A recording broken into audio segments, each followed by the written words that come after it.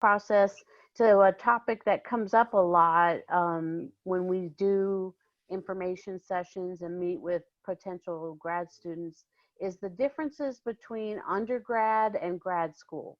So we have with us Maribel Hernandez, and she is going to talk about, she's a grad student at IUPUI. I'll let her tell you a little bit about her program and tell you about what she's found the differences to be in undergrad and grad school. So welcome, Maribel, and I'll leave it over to you. Thanks, Jennifer.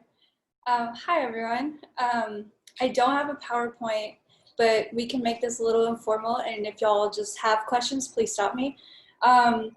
So I am a graduate student in the Addiction Neuroscience PhD program at IUPUI. I'm going into my third year. Right now I'm looking at how low-level lead exposure alters drug addiction later on in adulthood. And so in my, throughout my experience, what I would say is the biggest difference between undergrad and grad school is kind of the time management. So in undergrad, you do have this, you do have to learn time management, and you're balancing like being in clubs and being in all of your classes, whereas in grad school, time management's a little different. Like there's still this aspect of being able to balance all of these things, but it's more so lab work. And because lab is most important in grad school, that's kind of how you have to prioritize it. But then you also do have classes on top of that. But yeah, there's not, in your classes, you finish them up in your first 2 years. Generally, I'm still taking classes because ours have been spread out. But the classes are more discussion based, so they are a lot smaller, and so we're having to, it ends up being more discussion based in the sense that, like, I had a behavioral neuroscience class where we would talk about an article, we would get it assigned, we had a weekly assignment, and then whenever class started, it would turn it, it would go from a mini lecture to then we just discuss the papers that we read for the class, which made it a lot, I think, more fun, because then you dive into the type of research that you want to go to, and it then, different from undergrad, you're not looking at this broad picture now, you're getting more focus into things that you really want to study. So the things that we look at then can be directly applied to the research that we're doing in our labs. So that's one of the biggest ones, the time aspect and the class aspect. The other big thing is you are your own boss. So while you do have a PI that kind of guides you and takes you in the direction of where your projects go, like they help you kind of hone in on what you want to focus on, you're the person who sets your own deadlines. You're the person who decides when you go into lab, when you leave lab. And so that is something that is a learning process if you haven't already been in labs, but going in or setting a schedule for yourself, and then also setting your lab time, you know, in between the classes you do take, or if you are involved in other groups on campus and stuff like that. So it is something that you have to prioritize with those two aspects. Do you have any questions about that? Okay. The other thing I will say is that there is a question there that's, how was the experience of finding a thesis dissertation topic? Good question. So my PhD program is Master's to PhD. So I'm ending this master's phase right now, but in terms of finding a project for that, it was a lot of communication, a lot of going back and forth with my mentor. So I came in initially and said, like, this is what I want to do, and this is kind of what my ideas are. What can we do with that based on the funding that you do have? So that's something that it's an ongoing communication that you're gonna have to be doing with your PIs, because funding changes often. And so it was like, I really wanted to do something with alcohol use disorders and then behavior. So then he was like, well, I have this grant for researching how neurotoxins in the environment affect these behaviors. And so I was able to bridge and pair like what I wanted to do with something that he already had in a grant. But those are definitely things to consider whenever you are looking for PhD programs and also coming up with projects, just being very open and saying, this is what I'm interested in, and will this be a direction that I can move forward with?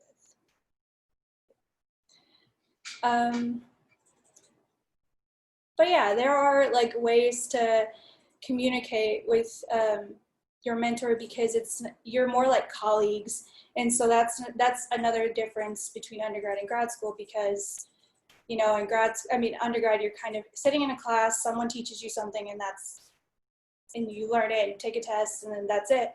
Versus now I'm kind of in constant communication with mentors and other faculty members about, it could be about a project. If I have a question about stats, I can go to somebody else or my own mentor, but you're working as a team instead of them kind of telling you what you should be doing. Which is nice. Does anyone have any other questions? What have been the challenges of grad school? Very good question. So I think there are lots of challenges, but that's also very broad, and it varies from person to person. Experiments don't work sometimes, right? So that's a challenge that you kind of have to overcome. Your experiment doesn't work, so then you have to work with that and then either improve or move on. So those are challenges you deal with there. I think in grad school, like I moved from another state. That was another challenge I kind of dealt with because I am far away from family. I will say that initially it was difficult finding that balance between how much time you're spending in the lab versus how much time you're spending working on classes. So that's also takes some adjustment there. But yeah, I try to stay positive, usually. Any other questions? Other questions? One thing I often say when I talk about the differences is that you are really with the brightest of the bright, of course, because you're in grad school, and you're sharing a common passion.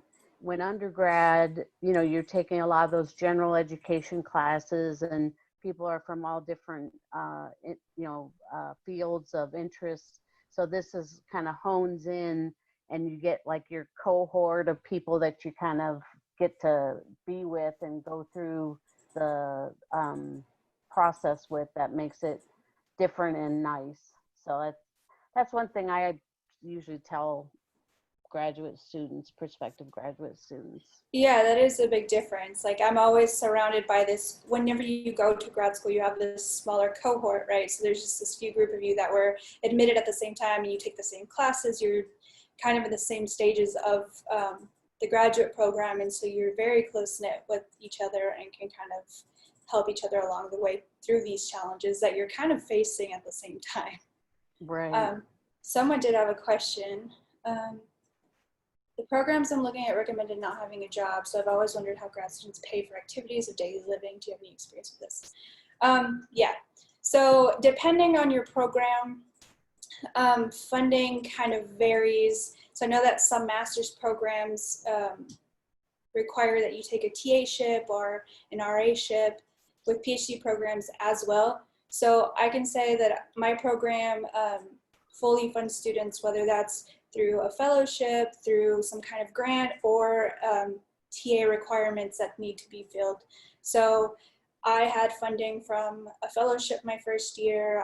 This past year I had funding through an R25, but I still had to TA for 5 hours. So I TA'd for 5 hours in the fall semester and the spring semester to make up the money for my funding. So we get the stipend is what it is monthly. So it's like we're getting a paycheck.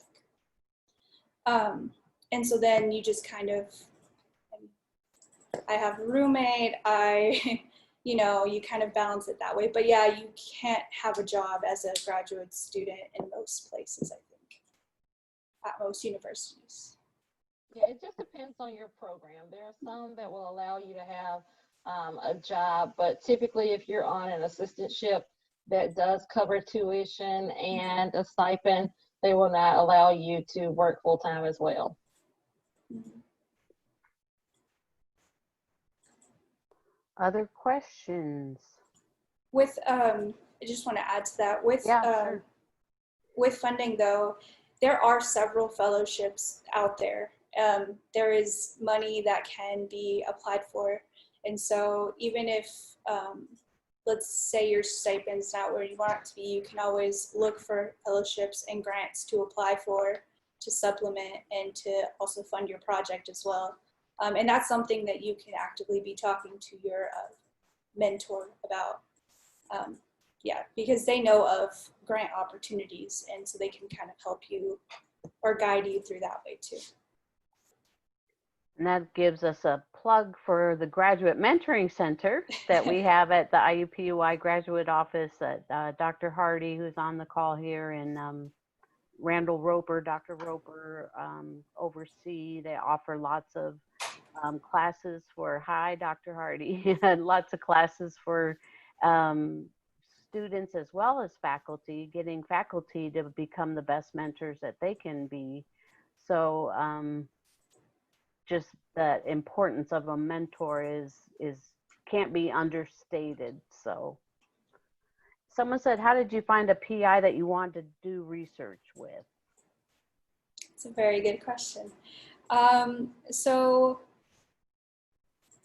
I applied to 6 programs, but my interests were uh, very narrow already. Like I already knew I wanted to do research in addiction neuroscience or neuroscience that could then kind of traject me in that very specific field. Um, so that's kind of what I focused on when I was looking at schools I was applying to, sorry.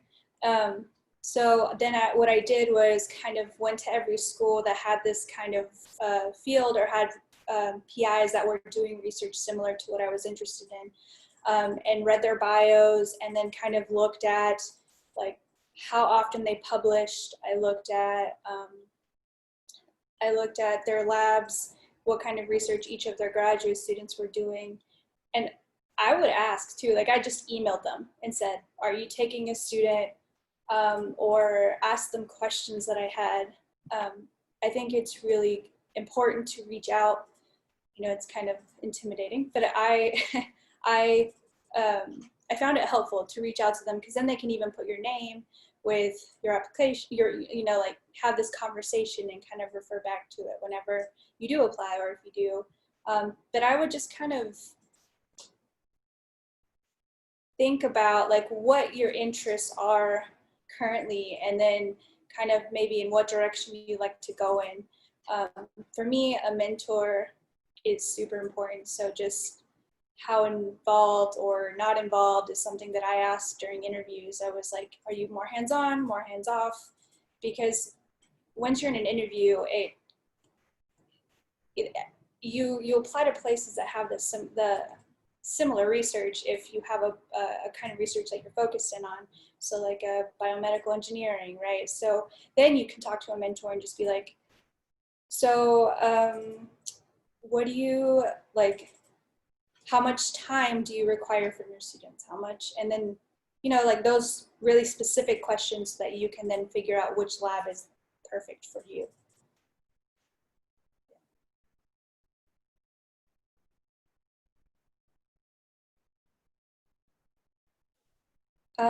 So here's a question. Is at what point during your application process did you reach out to prospective PIs? I reached out pretty early. I would say I started looking at programs early on and kind of narrowed it down by July, like the end of July, like what schools I was really interested in.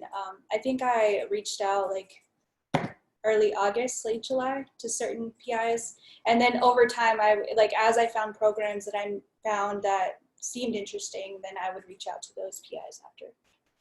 But it's never too late to reach out, like I would say, or too early. I mean, I knew that my PI told me he met with a student that they invited for an interview in June before the applicant, like, of that summer. He was like, yeah, I got to meet her and we had lunch at her university because they gave a talk there, and then we invited her for an interview. I was like, that's really cool. Okay, well, thank you, Maribel. I think Yeah. we've have to move to the next topic. I